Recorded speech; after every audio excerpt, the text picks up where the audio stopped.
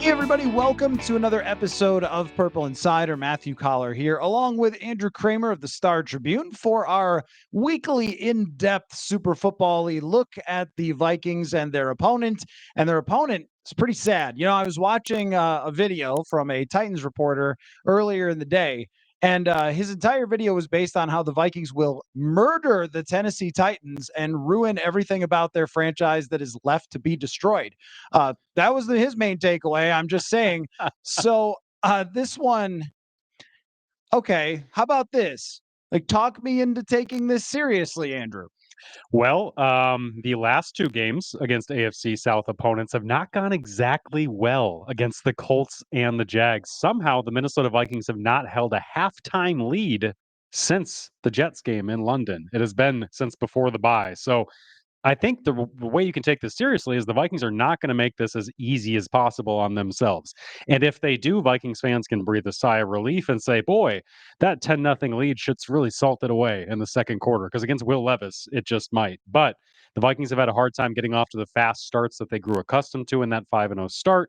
So I think this is going to be another work in progress where against a pretty decent defense in terms of yardage, in terms of personnel up front, they're going to need Sam Darnold to be on point for it to be the kind of breeze that Vikings fans think it should be. Well, let's talk about it this way. What are you worried about? What are you not worried about? Because I thought that there were a lot of reasonable critiques and there were also a lot of wild overreactions, like play Nick Mullins would be probably under the overreaction. Maybe the best place to begin would be Sam Darnold turnovers. Give me some sort of scale, 1 to 100, 10 to 1,000, 1 to 10, use colors. Give me some sort of scale of how concerned his interceptions or last 2 weeks should be. Yeah, it's a 7 or 8 out of 10, but there is no recourse other than Sam Darnold playing better. Vikings fans should listen to their head coach, who said right after the Jags game, it'd be crazy not to be all in on Sam Darnold right now because he knows what's in that room. He knows that there is no other option.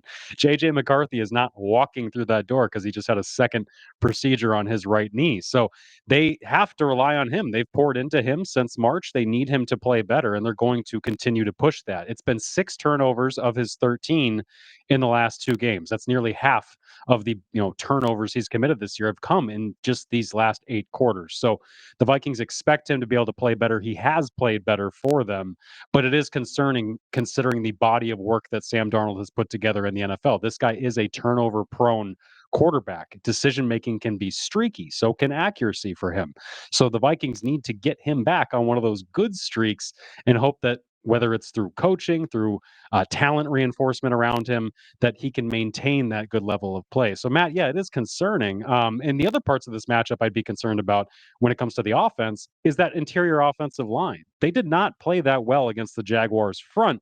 A Jaguars front that really only wanted to put 6, maybe 7 guys in the box. They were, as we've talked about ad nauseum, they backed everybody up off the line of scrimmage and said, try to run it.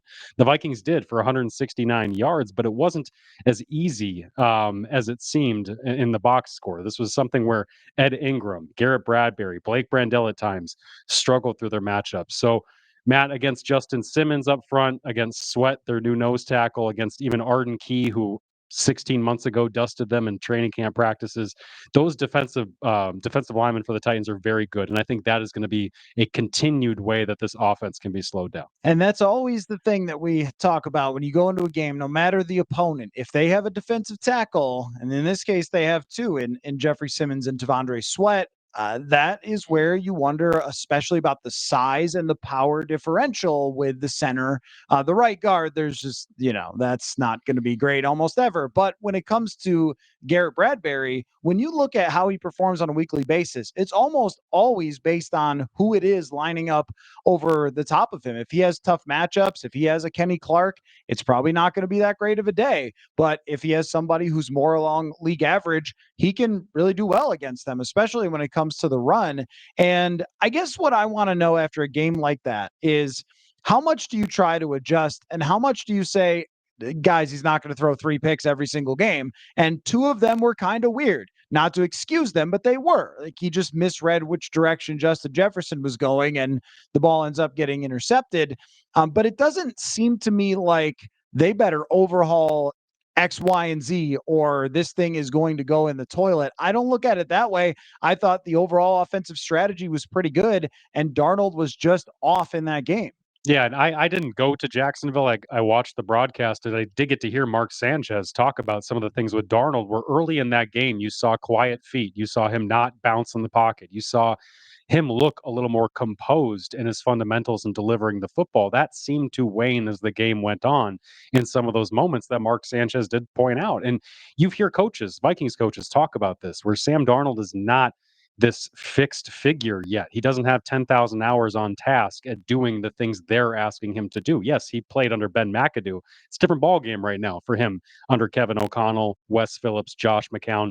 They're asking him to do things he only really started doing in San Francisco last year. All that said, they're focused on Sam, not so much as this holistic system of, boy, we got to change X, Y, and Z. They need Sam to just fundamentally play better, to make better decisions. Kevin O'Connell said yesterday, we're asking him to trust what's gotten him here. That means trust what got you to a 5-0 start, to throwing 13 touchdown passes in the red zone when you couldn't throw one on Sunday. So this guy has done it before. He's done it for them. They just need to get him into a more consistent place. And how do you ask? This is the question I think everyone who's ever coached Sam Darnold has run into. How do you ask someone with that arm to just play game manager football? But also, you have Justin Jefferson and all these routes running 25 yards down the field. You can't tell Justin Jefferson too many weeks, hey, great job. Josh Oliver caught that ball underneath. We got that kind of speech this week about, oh, well, Justin's pumped when he sees Josh Oliver catch a ball because he cleared out that space. I have no doubt that's true, but also that's your best player. You can't let other teams take away your best player by just playing the safeties 1,000 miles away from the line of scrimmage and that be the answer. There has to be other ways to get Jefferson the ball that there really weren't. But I thought that the receivers overall were pretty open and there were chances there. I mean, there's a 20-yard throw down the middle that Darnold just overthrows Jordan Addison. He's wide open in the middle of those two deep safeties. It's not like Kevin O'Connell doesn't know how to deal with these defenses. That was just a little bit more extreme than you usually see. But I could see the Titans doing the same thing because their front four is good enough to get after Sam Darnold just with their pass rushers and with their defensive tackles. Why do you think the Titans are so bad at stopping the run? They've just been run over these last couple of weeks. They have big people. I just am not understanding really anything about the Titans in trying to evaluate them, but it seems like that might be the opportunity for the Vikings to keep running. Yeah, I do think this Titans team has been down big in some games. That has contributed to it. I think Detroit ran for like 200 plus yards on them, only had a throw for 60 in a game they won 52-14. Buffalo, when they wanted to throw on them, they did, threw 300 yards on them. I think the Packers ran on them. The Chargers just ran on them. You're right. I think teams have been able to lean on them, but the Chargers weren't very efficient in the run game last week. They had to really kind of work at it to get it going. That game was 13-10 in the third quarter. Tennessee seemed to put together one of their better games where Will Levis didn't just throw it away the way that he's done before, the way that he started his season. So I don't know what it is. I haven't watched a ton of Tennessee film, but I can say that in terms of missed tackles, in terms of basic stats, they're not one of the most consistent defenses up front. So the talent is there, but it's a new coaching staff. It's a new defensive coordinator who was a passing game coordinator in Denard Wilson over in Baltimore. So I don't know if they're asking them to do the same things they did under Mike Vrabel, but a lot of the personnel is still there. A lot of the guys who are going to drag you into a telephone booth, as they say, and beat you up, those are the guys that are still very much on that Titans defense. And if the Vikings are not right, again, they can easily get into a 2nd and 14 situation where, hey, Sam, go save us. So I don't really like with and without you stats. You know what those are? That's when you're on the field versus when you're not on the field. It is starting to become a tad noticeable that outside of the first half against Green Bay, since Jordan Addison has come back, it has been less efficient for Sam Darnold and less consistent for Sam Darnold. Now, I don't think that's anything Jordan Addison is doing. He's running his routes, he's getting separation, he's getting open, but the chemistry is not there. And also, we've seen Jalen Naylor just disappear where he was I think, acting pretty well as someone that Darnold trusted early. Remember that big third down throw that he made against San Francisco to put the dagger in the 49ers? That goes to Jalen Nailor. He had a touchdown pass to him against the Giants, and then we just haven't seen him in weeks, really since London. Jalen Nailor has been no part of this conversation at all, and I don't think that's because he's doing anything super different. Maybe people talked about that one route that he could have maybe run a little bit better for Sam that could have been a touchdown pass.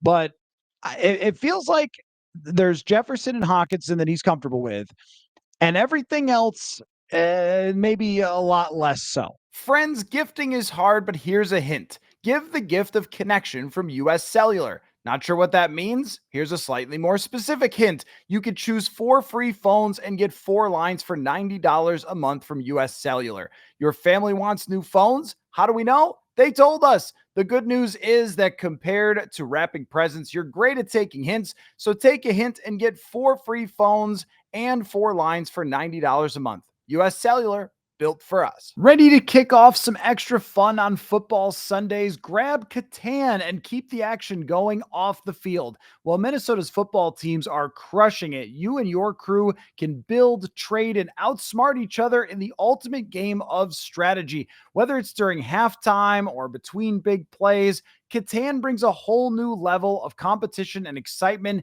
to your game day. Visit CatanShop.com and use the coupon code PURPLE to get a 10% discount off Catan for a limited time. Again, CatanShop.com, coupon code PURPLE to get a 10% discount on Catan for a limited time only. Have you ever tried to explain football to a little kid? It can be near impossible to make it make sense sometimes, but there is help. I want to tell you about Future Fans, a new brand that helps little kids become big football fans with storybook-led activity boxes. Let me explain to you what that means. You get a football playbook that not only explains the game, but also has a ton of different activities to help better understand how football works. I have a good friend whose son is 7 years old and he's just getting into flag football, and they have loved playing game watch bingo together during games and drawing up their own plays on the laminated play sheet that comes in the box. That's been his son's favorite part so far, but there's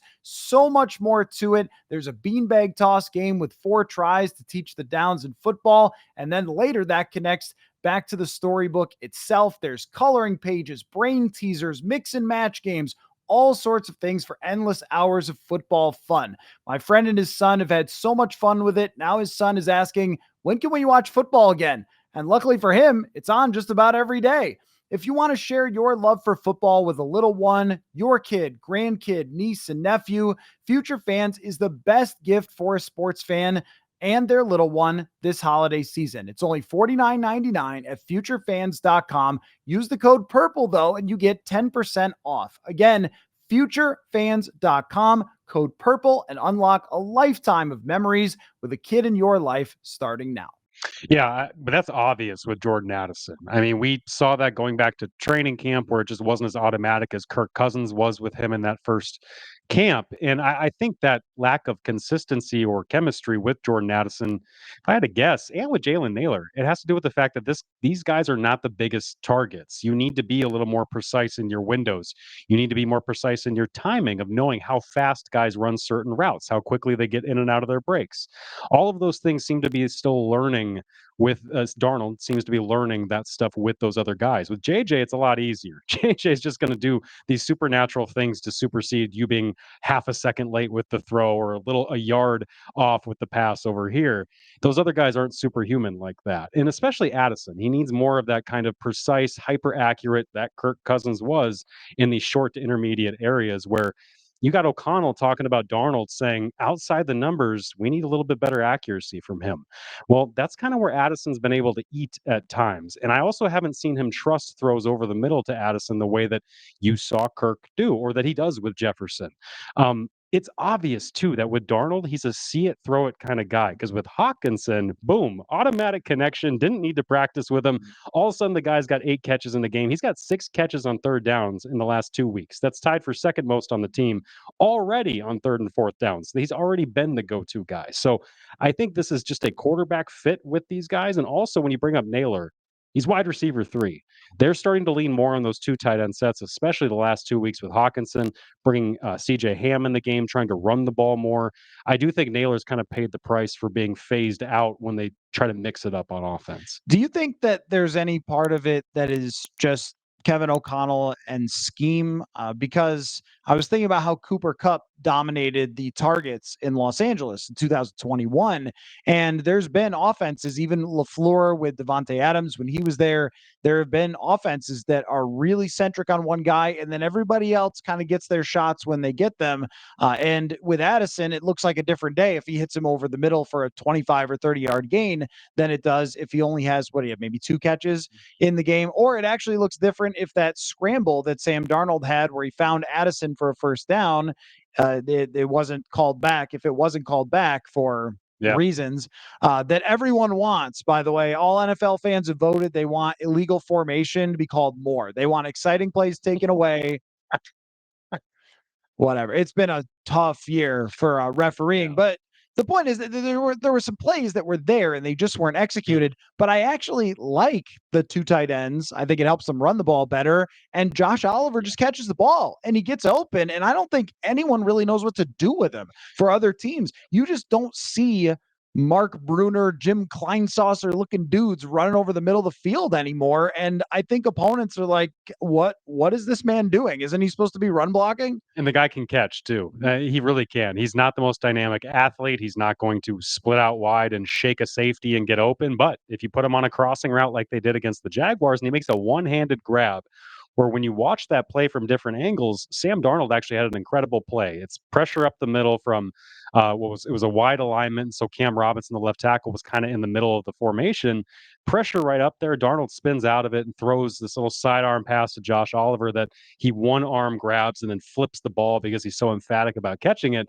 The Vikings had to challenge that to get it. Anyway, the point is the officials didn't even believe that Josh Oliver had caught that.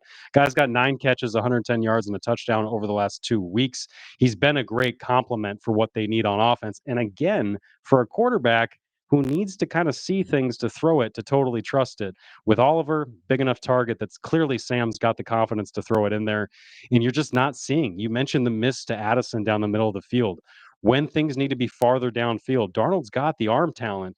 You're just not seeing the consistency with some of the guys outside of Justin Jefferson. I believe that Chris Herndon had his big season while playing with Sam Darnold. So maybe that is a thing when it comes to throwing underneath 2 tight ends. Let me switch. Well, is there anything else you wanted to say about the Darnold situation? Because I think what we're seeing play out halfway through the season now is the strengths and weaknesses of Sam Darnold, the realities, because early on in the first 4.5 games, it looked like there were no weaknesses. I mean, he was just hitting everything. Opponents didn't know what to do with him. They were hitting shots down the field, 97-yard touchdowns that really aren't sustainable. And now it feels like this is how football works, where opponents say, all right, we've seen everything you do. We're going to make some adjustments and see if you can figure that out. And now the big challenge for Sam Darnold the rest of the way is figuring that out. Yeah, there's no shock that when NFL seasons begin, typically the teams that get off to fast starts are the ones who kind of come out of nowhere, ones that didn't have the playbook all laid out last year for defenses to know what's happening. And with Sam Darnold, the book wasn't really written on what to expect with him in Minnesota. And so I think you saw teams like the Niners, I think, who played a lot closer up and dared him. And then all of a sudden they get shocked that Kevin O'Connell wants to call a 97 or a deep, touchdown pass that turns into a 97-yarder. The teams know now that Sam wants to throw downfield. He wants to take shots. This offense wants to enable that for him. And this offense still does not have a running game that forces defense to creep up. They still don't have a big breakaway running game. They don't have even explosive at all. There's not a lot of 10, 20-plus yard runs with this team. Aaron Jones has been efficient. He's been able to make offensive linemen right, but they're not turning from 5, 7, 8-yarders into the big runs that scare teams. So I think you're seeing defenses like Jacksonville, like the Colts, like the Rams, sit back and say, you know what, we're going to give you the underneath stuff, and we're going to bet that your aggressive quarterback and your aggressive head coach don't want to take everything we're willing to give you. And you're right. It's about the book being out on him. And now it's about how do they counter adjust? How does Sam Darnold adjust his mentality to say, you know what, I'm going to be more of that manager that they're asking me to be. Because make no mistake, behind the scenes, they're pounding that into his head. Be efficient. Completions are negatives for the defense. Just get the ball out, get it into the hands of somebody else. And that might even lead to an overcorrection where teams, or we're sitting here in a week later saying, Justin was wide open. Why didn't you throw it? It's because of all of these turnovers. They're going to keep forcing that into his head. And now it's about finding that balance between being too conservative and being too aggressive. I think it's the toughest thing in the sport for somebody like Darnold. And you see even Mahomes and Josh Allen have struggled with this throughout their careers. When you have a cannon, everyone wants you to throw it deep all the time. And yet every defense, there was that one year where defenses just started playing way over the top against Kansas City. And now Kansas City's adjustment is to have the ball for the entire game and have Mahomes convert third down over and over again. I don't know that you really want Sam Darnold to have to convert third down after third down after third down. And they also don't have an offensive line that really gets to the second level. I think they can open up big enough gaps for a little guy like Aaron Jones to weave his way through and pound forward for 5 yards. But if you're going to get huge runs, you usually need guards that are working up, pushing linebackers, and make it so it's only the safety who's getting beat by the running back. And that's just not this line. It hasn't been this line for years. And it's something that in the future needs to be addressed, but there's nothing that they can do about it now. Dalton Reisner is not helping you with those types of blocks. So this will have to be kind of who they are. I think that just getting the ball into the hands of Addison and Jefferson quicker is a good idea, because it felt like last week was a track meet for those guys, and they were just running right down, down the middle, deep route, deep route, deep route, deep route. And that's got to get frustrating if you're those guys. If you are putting in that many miles running all day long and not getting the football very often. I think they did adjust in the second half a little bit with Jefferson to get him the ball quicker. But that has to be, I think, a priority if the Titans are going to do the same thing. And sometimes teams like the Titans just don't even pay attention to what the team did the week before and just play single high like the Colts did and get roasted into the sun. So that could also be the case. I do think we need to note, or should note, that in that Jacksonville game, coaches have been pretty honest about how they threw them a curveball. All that too high stuff was stuff that Jacksonville had put on tape, but as Wes Phillips told us, it wasn't something they did all game before. He said, credit to them, they kept us out of the end zone, but we'll be ready next time. And O'Connell has talked about needing to better adjust on the fly of like, if we don't have something in the game plan, we need to be better about creating it and throwing it in there. And I wonder where he gets that idea from, because Brian Flores just did that at halftime of that Jags game where they were dominating Jacksonville, and still Flores was at halftime being like, we need to fix this, we need to adjust this. And you can see the changes. You can see if a guy's constantly maniacally trying to tweak things the way that defensively they seem to do, at least lately, that can help you in ways that this offense seems to be a little more rigid in their planning going into a game where they think, no, we know how we're going to get attacked, we need to do this. And even O'Connell and these coaches are saying, you know what, we need to adjust a little bit better. So to your point, I do think some of the quick hitting stuff earlier in that Jags game certainly could have helped them. And yet they gained 400 yards and had the ball for four. They're the only team in the NFL to have the ball for 42 minutes this year, which is partly a defensive stat. Believe it. Yeah. But at the same time, like, they had long drives, they were on the field. That's why the tweaking and changing is a hard question to answer. How much do you want to change when you had the ball all day and you should have scored 34 points? But the cookie crumbled a little differently in the red zone. William Levis, what do you think his middle name is? Mayo. Oh, that's good. Hellman. I was going to say Jeffrey William Todd Levis. Todd. He does look like a Todd, like a Chad. Yeah, William Chad Levis. I don't know what his middle name is, but I know it's been a rocky road for him this year. He has been hurt. He averages less than 6 yards a pass attempt, which is very hard to do, even in a world where people are throwing underneath. And yet, he played pretty well last week. He got sacked like crazy and probably will again this week. But he completed passes last week, almost 80% completions. He was throwing the ball much better than he has this year. I don't think Will Levis is so bad where you just go kind of as Mac Jones, not just him, but also the situation was atrocious for Mac Jones. They had traded their left tackle. They had multiple injuries up front. I mean, Will Levis might be a little bit better than Mac Jones. So how much should they be concerned about him coming off of a pretty good game against a pretty good defense. Yeah, I like the talent around Will Levis better than the talent around Mac Jones. Low bar. Yeah, Brian Thomas is a great wide receiver, will be great, I think, for the Jaguars, but that's about all they had. Tony Pollard has played very well for Tennessee. Obviously, doesn't get talked about because it's a dumpster fire over there. But Tajay Spears, the backup running back, just got healthy last week, is also very good for them. Calvin Ridley is their lead wide receiver because they traded DeAndre Hopkins. That's good for the Vikings because Ridley's somebody who will drop just as many touchdowns as he catches. But Will Levis, you see why he was a second round pick. Physically, he's mobile, he's big, he's got a decent arm. But mentally, he averages one meme play per game where he puts himself sideways and he throws a pick, and all of a sudden it's all over every social media site because the guy is kind of a clown show of a quarterback at times with his decision making. And I don't think that's changed too much. You mentioned the efficiency he had against the Chargers. I do think taking sacks is better than throwing picks, better than fumbling.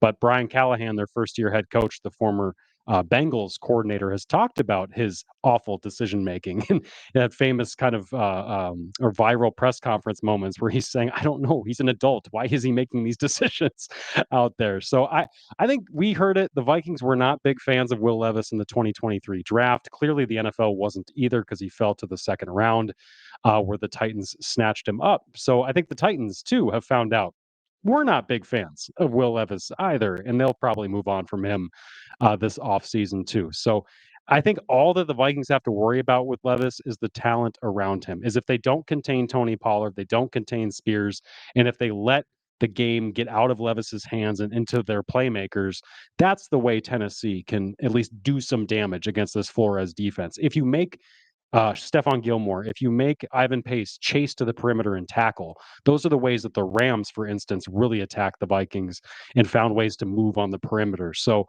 that's what you worry about with Tennessee, but you do not worry about this quarterback dropping back and dissecting your coverages. You just don't. Right. I think that he's going to take 5 sacks in this game. And also the mismatch between Jonathan Grenard and their tackles, it's bad. You could see the fear. Brian Callahan in his press conference was like, Jonathan Grenard, wow. So he's underrated, eh? I mean, he wanted to leave after talking about that. So I think that's the biggest mismatch maybe on the field is their offensive line versus Jonathan Grenard, the blitzing, trying to identify blitzes versus dropping out. The only time we ever see quarterbacks solve that is when it's Stafford, when it's Goff, when it's guys who are great at football, and that's their main thing is having so much experience and they can identify it. They don't panic when they see it. But last week was just a case of the Jaguars can't block this. I didn't even think it was crazy anything they did. They just couldn't block Pace and Cashman on their blitzes, and I don't think this team can either. Tony Pollard's a great player. He's the only one where you might go, if he runs like crazy, if he gets a couple of big runs. But the run defense has really come alive these last 2 weeks. The Jags and the Colts had been good running teams in terms of yards per carry, and the Vikings just completely shut them down. It's a wild mismatch, and I think that we see everything that the Vikings didn't want to invest in when it came to Will Levis, which is the huge mistakes, the trouble identifying stuff.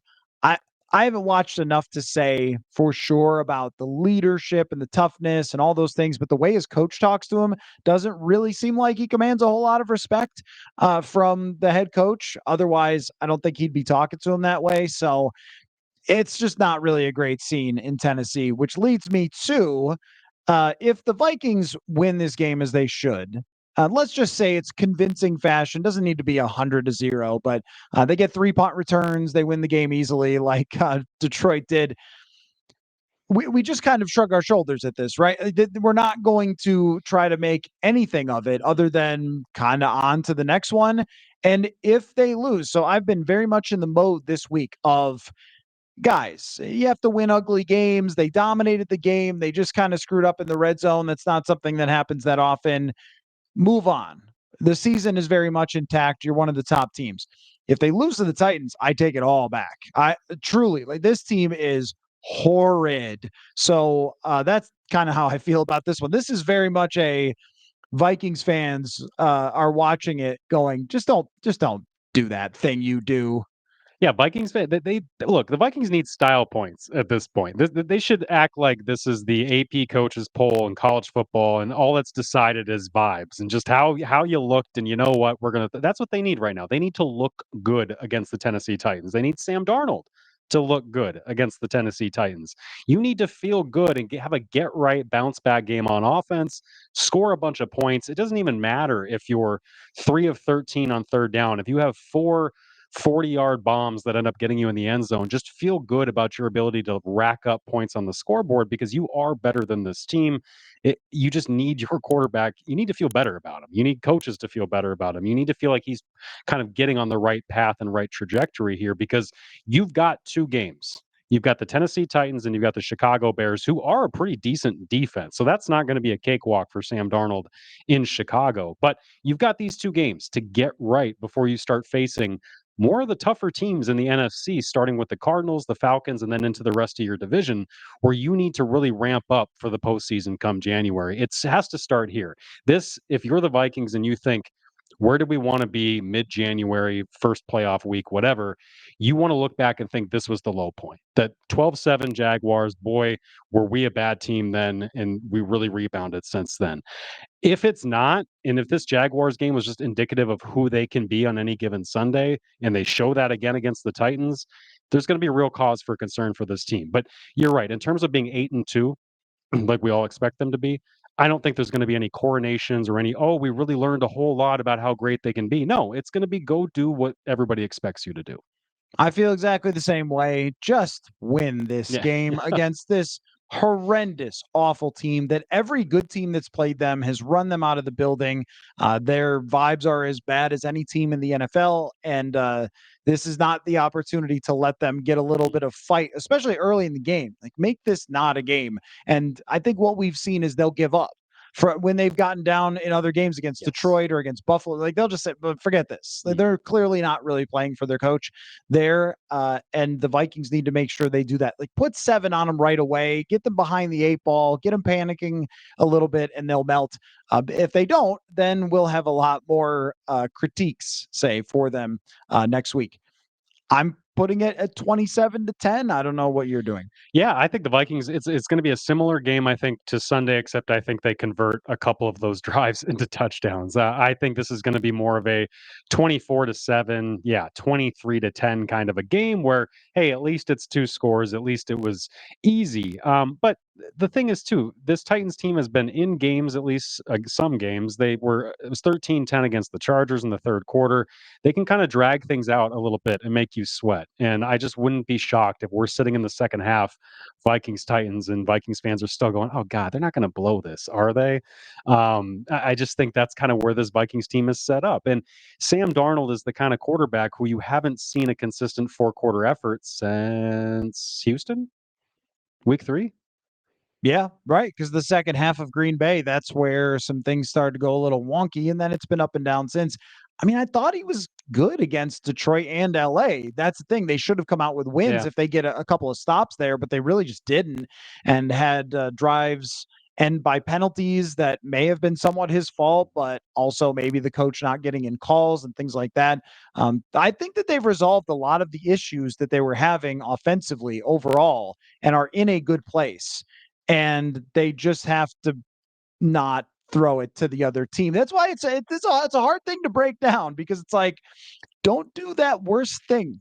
Well, we didn't talk about it though, but like the pre-snap penalties did creep back in. There was, I mean, the Cam Robinson illegal formation you can talk about, but wasn't there another one? I thought there was another either false start or another wide receiver illegal motion in there after having a pretty clean game against the Colts on that front, where I believe Cam Robinson's hold was the only offensive penalty they had in that game. So there's still some of that where they're popping up, and we're not talking about it because it was 400 yards and Sam Darnold was the story, but there's still some of those things where in a close game, it shouldn't burn you against the Titans. But against good opponents, Kyler Murray, Kirk Cousins, Jared Goff again, that absolutely will come back to hurt you. In that Lions game, they scored 23 points on offense against a defense that I thought you should have been able to put up more against without Aiden Hutchinson. So just real quick, though, every team in the NFC, what are their podcasters saying? That, I mean, the Lions, of course, they're going, wee-hoo, Super Bowl. But Washington, they lost to Pittsburgh. Philadelphia's come along lately. Yeah. They're pretty hot. San Francisco barely escaped against Tampa Bay. Atlanta fell apart at the end. I heard there was a check down. I didn't see it, but I'm just saying I heard. They lose a horrible game to the New Orleans Saints. Green Bay, like they've got their problems sweating, too. yeah. I just think that this is the nature of the beast right now, is that every single team in the NFC is a little bit shaky at times, and it's not always going to be amazing. What the Vikings have that those teams don't have is a top 5 defense. Yeah, the Vikings have more of the better collective team. They've got the best 52 around the quarterback, or they have the argument to have the best 52 around the quarterback for most teams in the NFC. That's what you got, but you just don't have the one position set where you can say, you know what, if the other 10 around him don't play well, we got the quarterback. No, you need the other 10 to play consistently well around Sam Darnold, and then hope he also has a good day, because that's where he's at in his career. That's who he is as a quarterback right now. He might progress, develop to get better, to be more transcendent and consistent. To ask that of him in his first full year as a starter under good coaching is asking a lot. And you're right. I think a lot of teams are going through that for various reasons, but the Philadelphia Eagles can say, you know what? We got Jalen Hurts. The Packers can say, you know what? This time last year, Jordan Love turned it on and was one of the best quarterbacks in the NFL for the rest of the season this time last year. The Vikings don't have that to lean on with Sam Darnold. As Kevin O'Connell said after that Jags game, he hopes this is a moment they all absorb. You don't say that after a win unless you feel pretty good about yourselves, and they don't, because of what Sam Darnold did in that game. Kevin O'Connell felt the weight of that. Surely Sam Darnold did. And so, yeah, you're right. The Vikings, I shouldn't overblow it. A lot of teams have the issues, and what the Vikings have going for them is a very good team around Sam. I think everybody's got the same fear. I think Vikings fans have the same fear as what's happening in this building right now this week. They know they've got a better team top to bottom than almost everyone in the NFC, not named the Lions and maybe the Eagles.